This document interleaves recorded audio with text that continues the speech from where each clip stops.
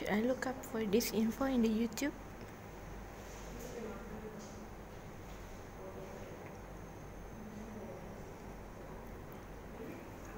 Audit planning.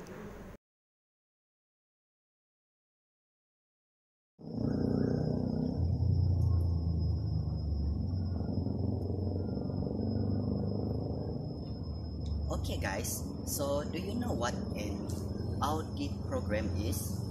An audit program is basically a guiding instruction for an auditor to do their work. It usually describes the nature, the extent, and the timing of the work involved. It also details what each staff should do for their audit. So, what is the importance of doing the audit program? Well, first and foremost, it guides the staff about how to do their work, and then it also gives the evidence and record about the work plan and the work to be done. As you already know, audit program has two kinds, that is standard and tailored. The standard, as you know from the term standard, it is the same across all the audit work. So the auditors only need to follow that audit program for every work they've done. However, sometimes a company needs different kind of audit program because every year a company change, so it requires a different audit procedures. It is easy to follow though, so that's okay, but it can miss something. Tailored, however, is custom made. You know, if you compare these two, it's like walking into a tailor shop and then you either choose a ready set tailor suit, or you can measure your body and then choose the suit that fits your body perfectly.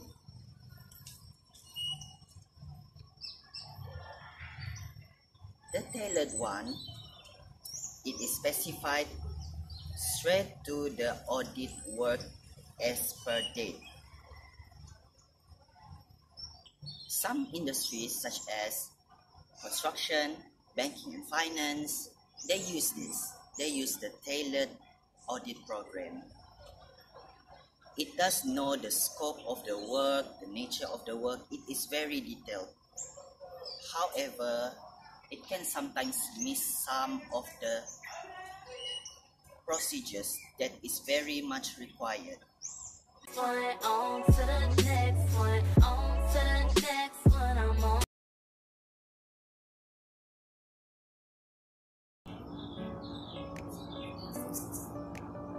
Hi guys! Hi guys! So it's been a week. We haven't posted any video on the channel. So today we're gonna continue our previous topic, which is about Audit, Planning and Fieldwork. yes, and we will present to you the part of audit documentation. And one part is what is audit documentation, the importance, and two types of audit files. Yeah. And then, under audit documentation, we will know about the preparation of working details. No, working papers. And then, the ownership and confidentiality of the working papers. Yeah. So let's start. Audit documentation refers to the records or documentation of procedures that the auditor performed, the audit evidence that they obtain, and the conclusion they make based on the evidence obtained. It is sometimes called as audit working paper. The importance of audit documentation is the auditor needs to have enough evidence to support their conclusion. There is an assurance that the audit performed was in accordance with the auditing standards, and this can help assist the auditor that will be hired in the future or in some cases previous won't be available, or the company decides to hire someone else. The data recorded also can help in ensuring and encouraging the quality of audit report is maintained.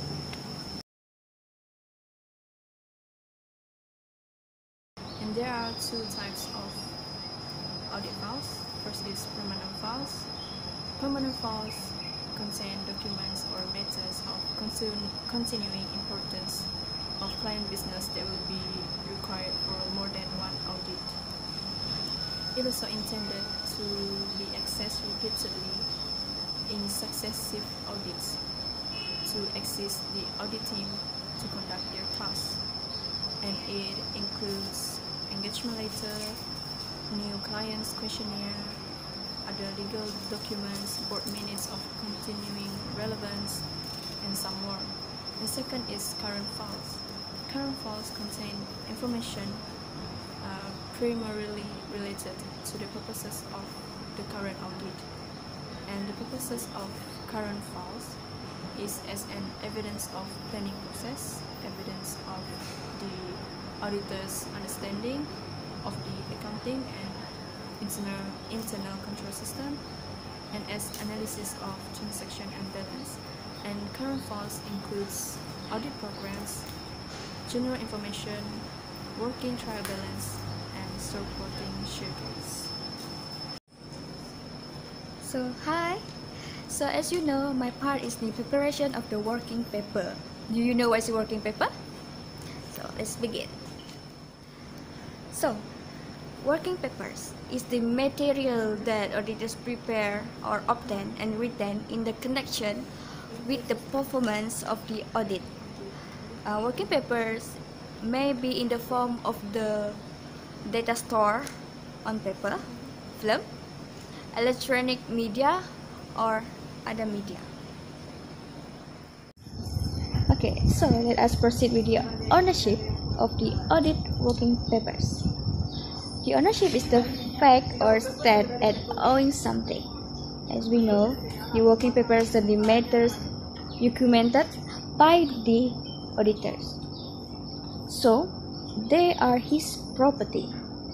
Although the client may claim them as a record of his business matters, the auditor cannot part with them as the conclusion are based on them, and as they provide evidence of the audit work carried out according to the basic principles. Okay, next is the confidentiality of audit working papers. Confidentiality of audit working papers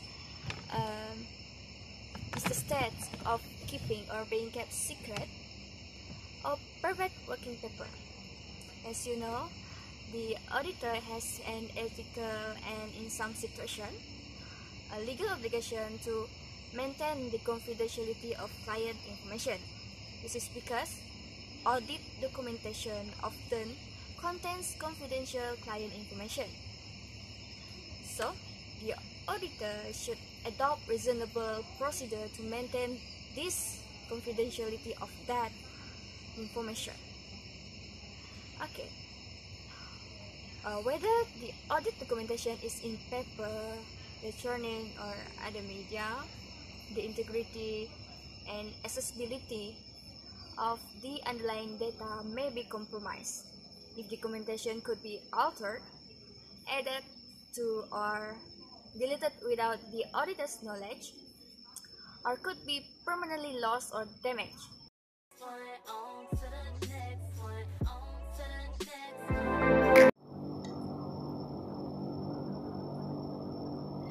Hi guys! So today it's gonna be a very exciting video, and because we're gonna explore a new topic about editing. However, today we will focusing only about internal control. Before we start, I'm gonna introduce to you our surprise guest for today.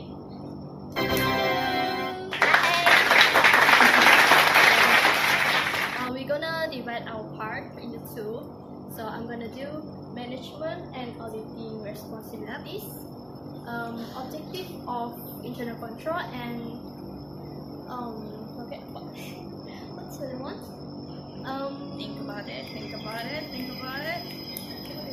Wait, let me see my script. Oh my god. And component of internal control.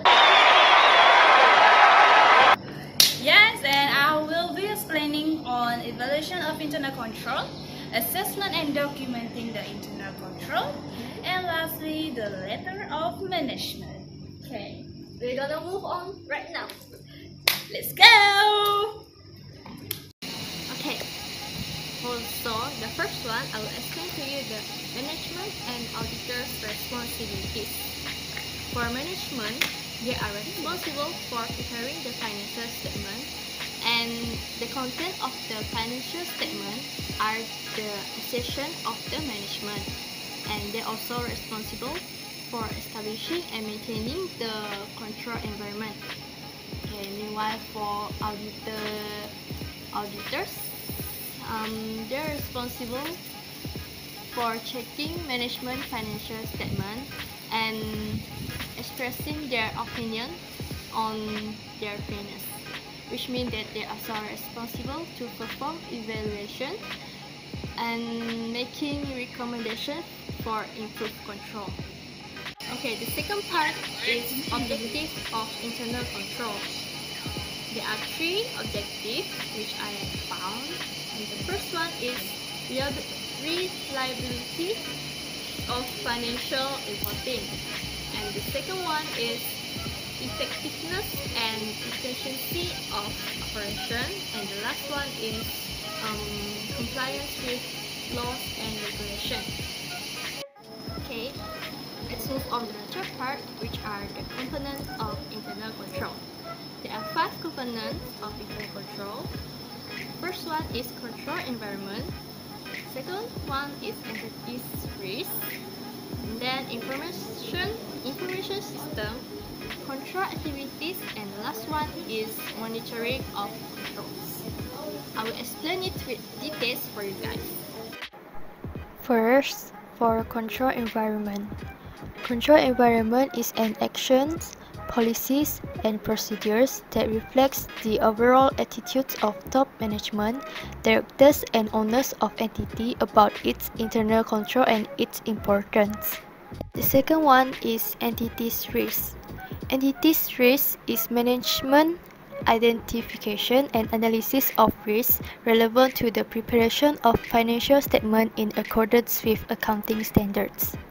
Next, the third component of internal control is information system.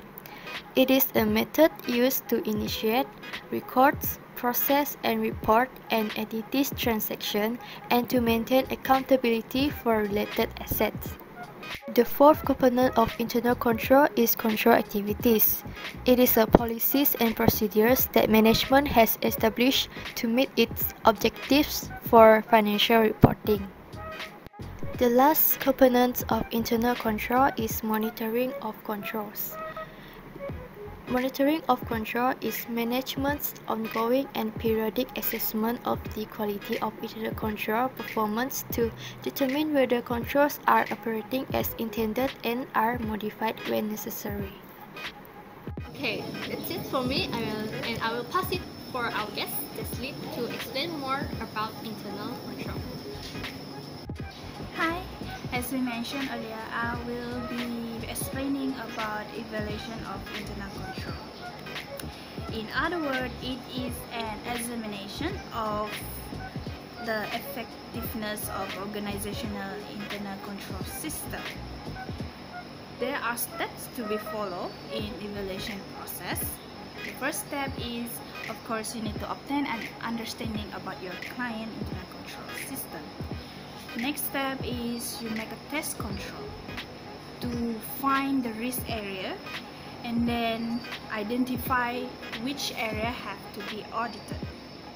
Then after you find the risk area, after the test control, you can make the substantive test. And then after all of that step, you make a recommendation to your client regarding on how to improve their internal control system. Next part is about assessment and documenting understanding about internal control. The purpose of this assessment is to obtain an understanding the entity internal control through gathering the evidence about the design of their internal control and observe whether the internal control have been placed in operations. Usually, the auditor will document their information and their understanding of their internal control in 3 forms. First one is narrative. It is written description about the internal control. The next one is flow chart.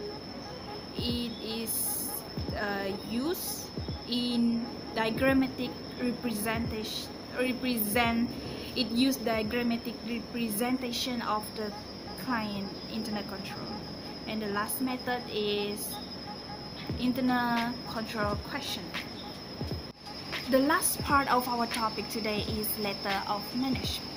Letter of management is a letter written by the auditor at the end of the audit work to the management, listing all the weakness in the design or operation of the internal control. There are several contents that you must have in the letter of management. The first content is the purpose of the letter. Second content is the purpose of the internal control investigation.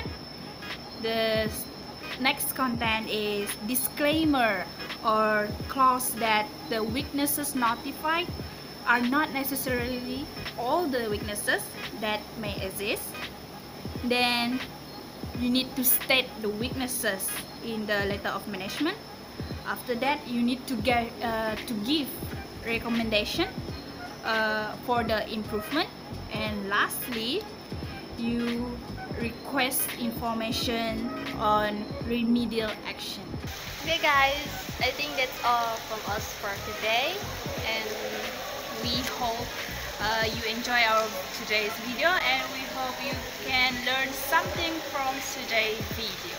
Yes, and don't forget to click our like button and subscribe to our channel. Yes, and hope to see you guys next time. Yeah. Bye. Thanks for watching.